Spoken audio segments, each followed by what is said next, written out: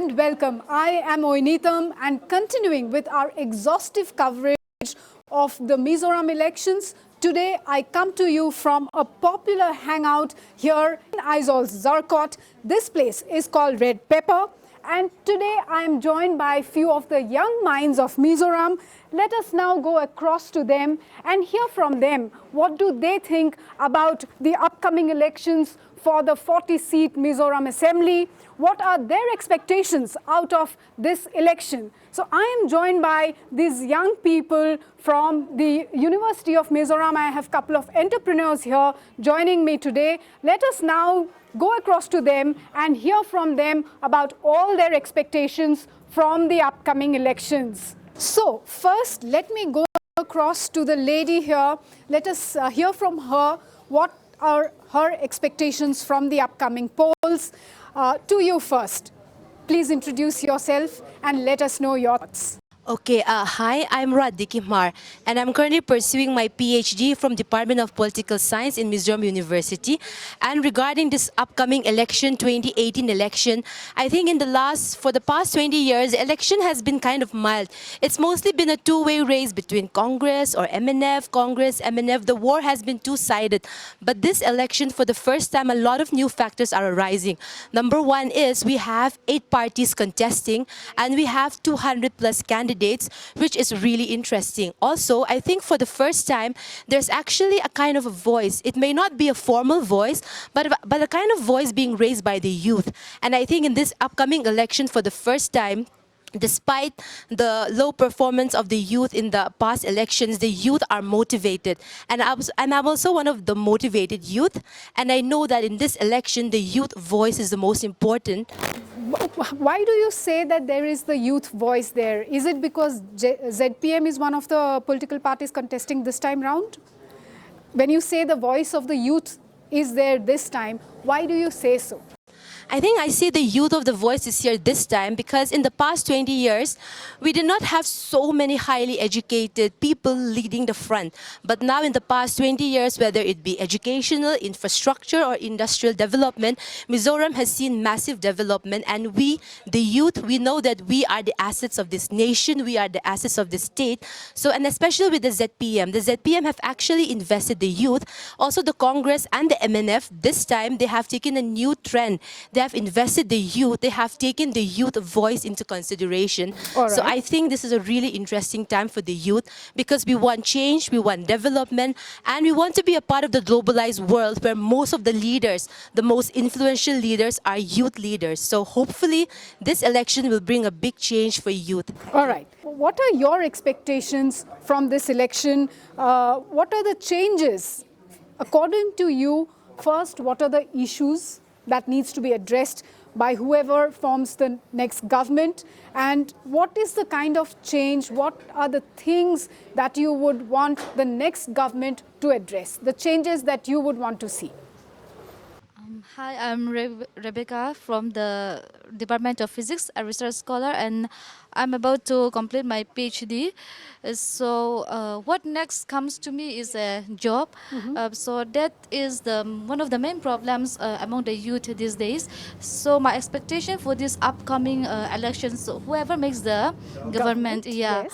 I want youth empowerment, right. And whether we want or not, in our present state, it's like we need to go for the government job because we don't have like private sectors, right. No farm industry and etc. So we need to depend on government job.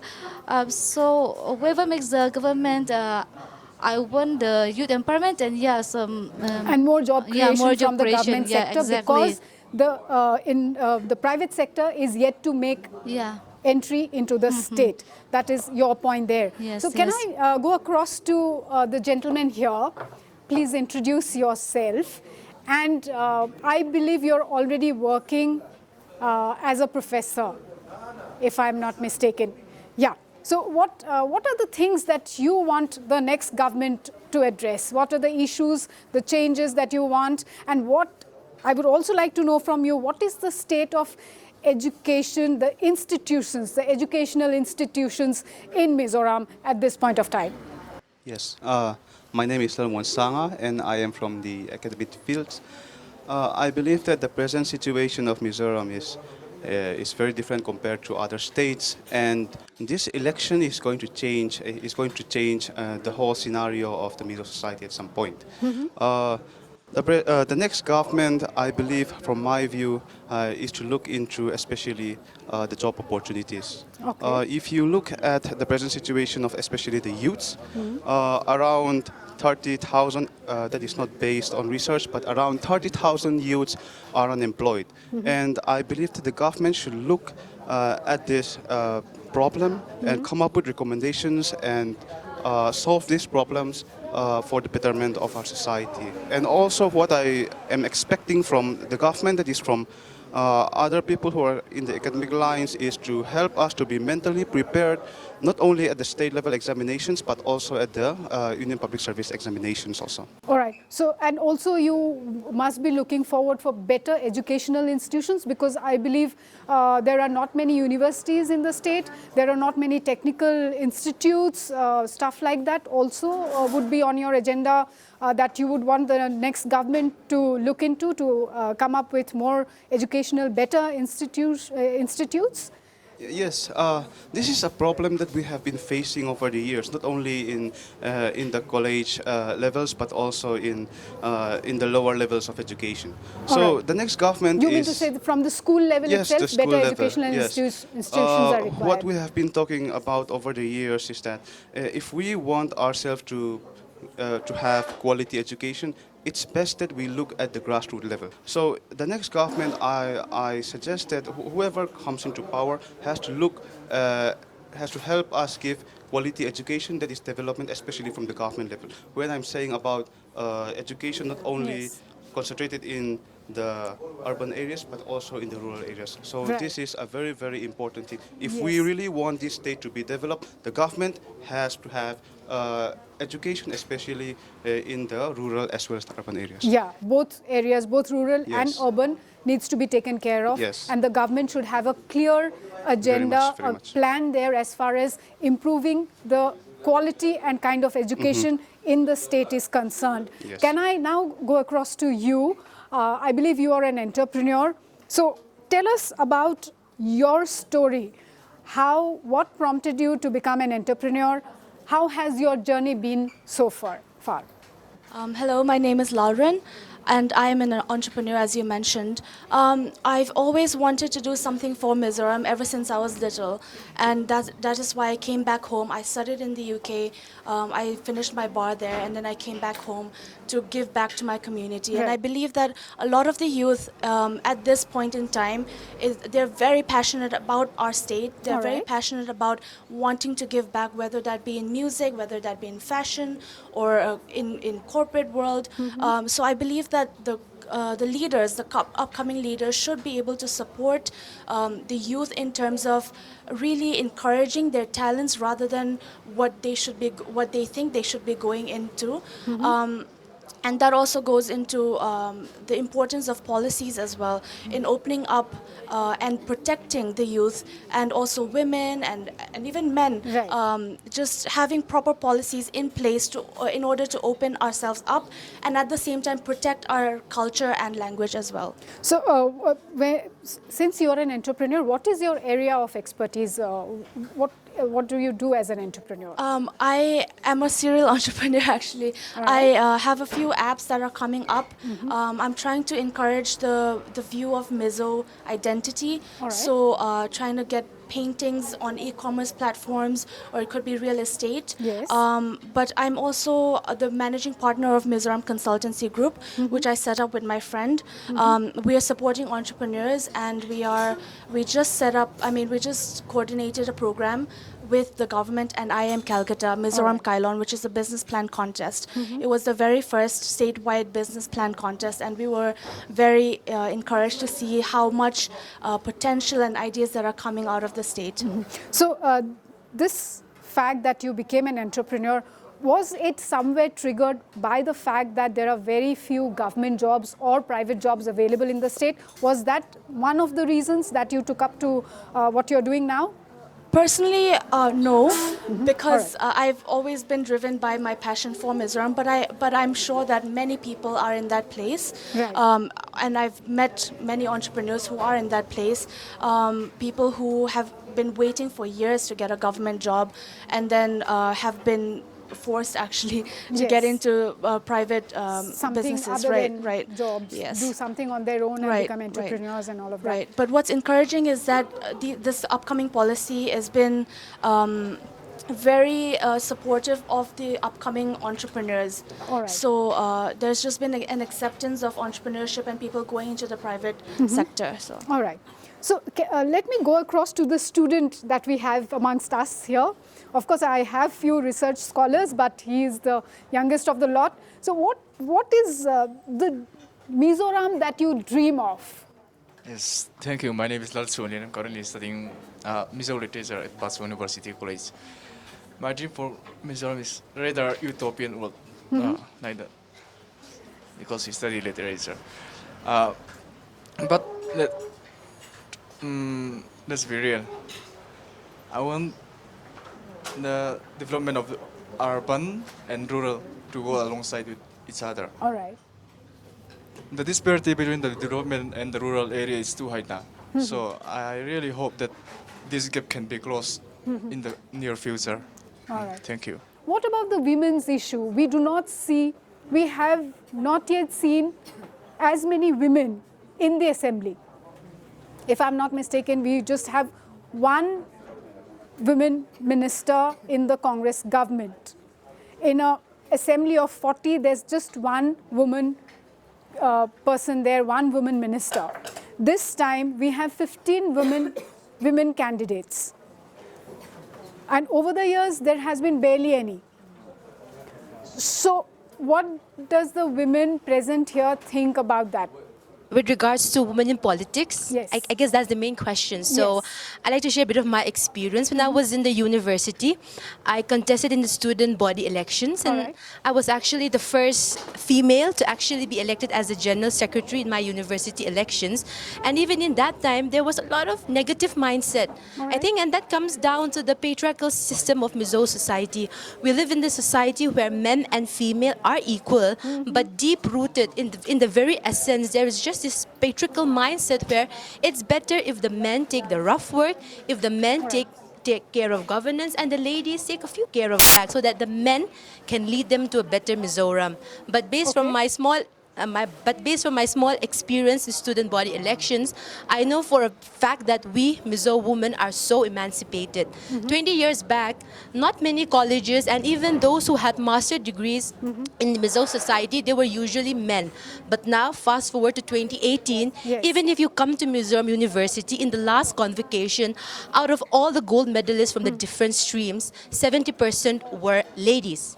If you come to all the hardcore subjects like physics, maths, chemistry, geography, the top performing students are all ladies.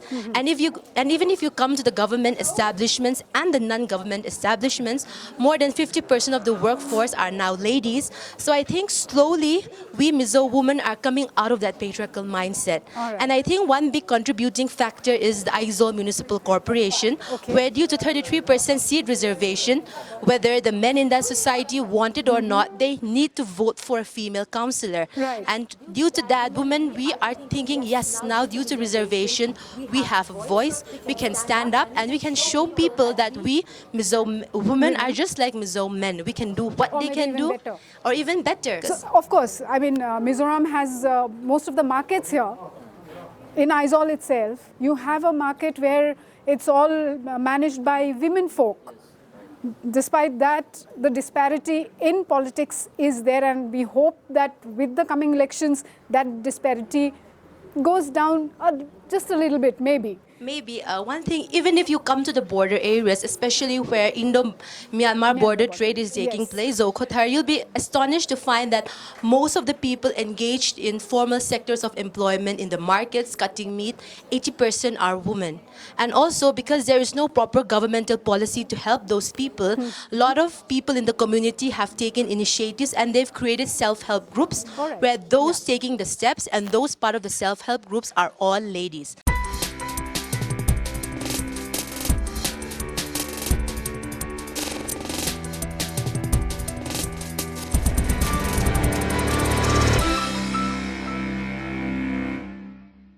about the connectivity issues, infrastructure, bad roads, and also I'm sure you youngsters must be really pained with the fact that the net connection here, your mobile connectivity is really poor. I'm sure your internet connections must be equally bad, because I have been, really struggling to use my WhatsApp here in Aizawl itself.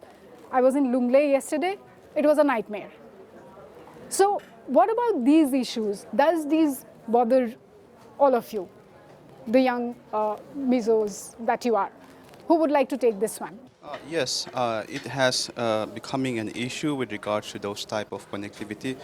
I believe that it's time that the new government, whoever government comes to power, gives Wi-Fi to the whole city. This issue has been taken by the AMC, if I'm not mistaken, but the signal is very weak compared to other cities, other Wi-Fi cities. Yes. So it has to strengthen the cities, the Wi-Fi.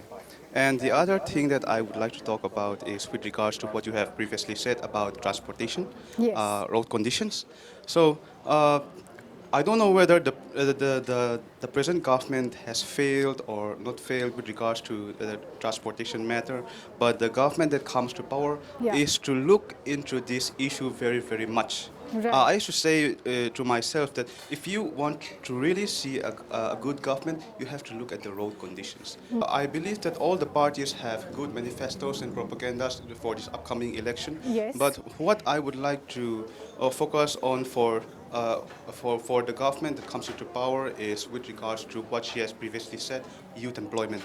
Okay. And yeah. skill development. Yes. And also from my side, mental preparations in every aspect that we have done. So the government needs to guide the youth, because Alright. the youths are the future of this state. All right. There are three main virtues that I would look for in any of the policies or anything that they would want to put forward. One would be the participation level. So are they engaging with the right people? Are they talking to the people who are actually affected? Yeah. And secondly, whether how responsive they are. So there's participation, but then are they really responding to what people are saying? And, addressing the problems Right. that the people Right. are facing. Yes. And thirdly, effectiveness. So Okay. yes, they can say yes, we will do that. Yes. But really, how fast can they do it? Because in this world, this day and age, everything is just going so fast. If we are to be at par with the rest of India, Yes. with the rest of the world, and especially with this Look East policy, Act East policy, Yeah. there's a huge responsibility placed on our next government. So Right. those three things I would look forward to. Are as your government. Yes. priorities when you go voting on Yes. November 28th. Now, coming to you, how much do you think all these political parties, whatever they're saying, whatever they're promising, how much do you think is for real and how much is just simple rhetoric? I think that's one of the main things which even the past governments and the government which is going to come to power in the future has to think of is one thing which Mizoram government policies is really lacking is research orientation. All right. For any policy, any manifesto, whatever, any initiative, where is the pre-plan? Where is the pilot project? I mean, even if they're going to launch big policies, I Yes. think it's very important for the government to make sure that they have a pilot study, they have the measurable pros and cons, and then they launch the program. They set a time limit. Example, if it's going to be a 20-year time limit, let's Better come to the 10th year and let's reflect. Let's Yeah. think back and then let's rectify the mistakes. So here, if a policy is in place, whether it's really affecting the people, it's bringing about positive development or not, they just go with the flow. There's no research orientation. There's no time to introspect. There's no time to come back to the blackboard, draw some new points, and then Alright. take a new momentum. So for me, I think most of the policies, they have not really, brought out what they are supposed to bring out because the policies lack research orientation. And that is a big issue in this state of ours. Going back to my question again, how much of it is political rhetoric and how much do you think they're actually going to deliver on? The promises that all the political parties are making to all you Mizo people. Yeah, so there are a lot of promises, especially with this upcoming election. Each party Yes. has beautiful manifesto. Some party manifestos are targeted more towards the urban areas, some Right. more towards the rural, and some are even, like pointing towards specific communities in the Yes. Mizo society. But I think, from my honest opinion, maybe they'll be able to deliver 60% of their Okay.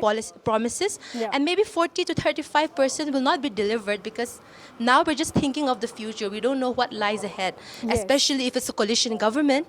Are both parties forming coalition government able to come together and form a compact policy? That's a Right. question. Also, Yes. if the majority party has that perfect majority by just that one seat, Yes. suppose there's a defection, suppose some MLAs, like in the past, Yes.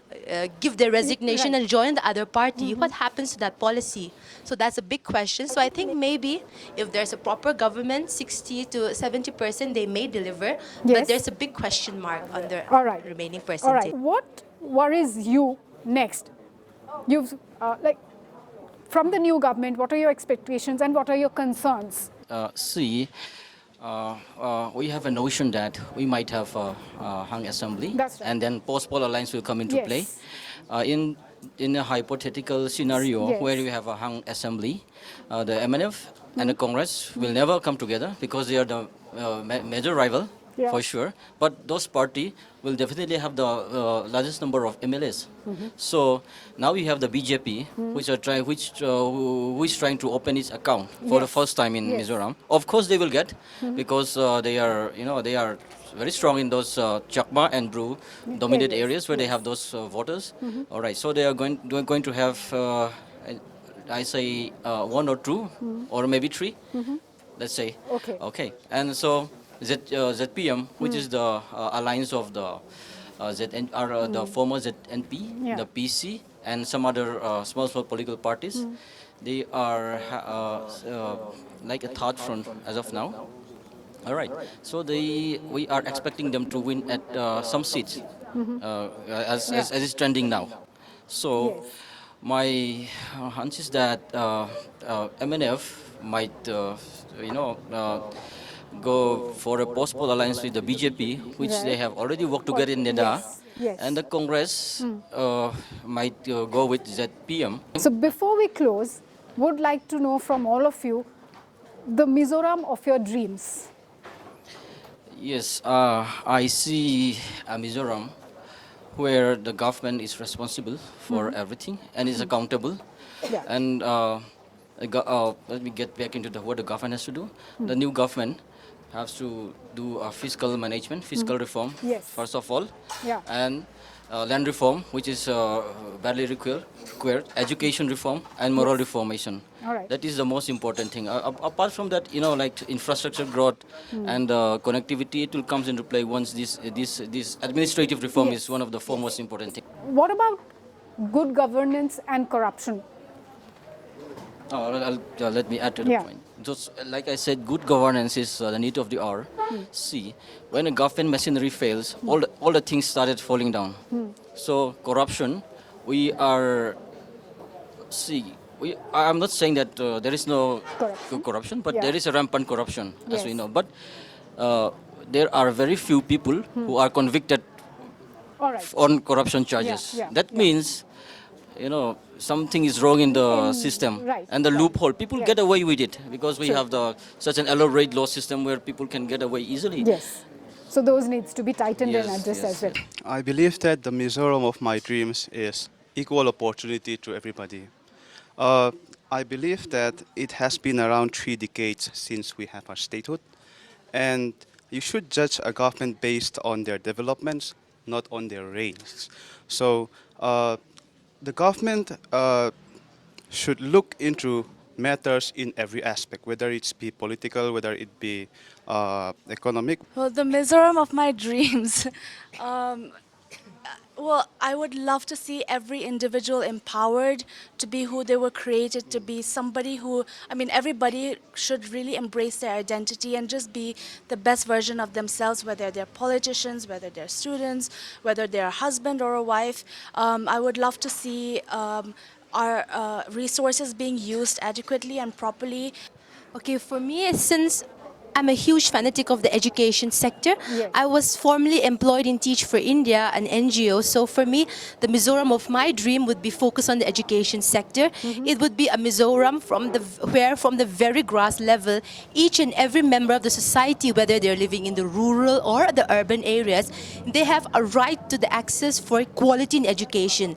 Not just quantity in education, but quality in education. So for me, the Mizoram of my dreams would be a Mizoram where there's a massive revolution and transformation of education from the grassroots level. Thank you. Thank you so much, all of you. Well, that brings us to the end of this special segment. Thank you so much for watching, and we just hope that the new government that will come into power in the month of December in this lovely hill state will be able to live up to the expectations of all the Mizo people, including the young Mizo crowd. Thank you so much once again for watching. Keep watching Northeast Live for all the news and updates. Thank you and goodbye.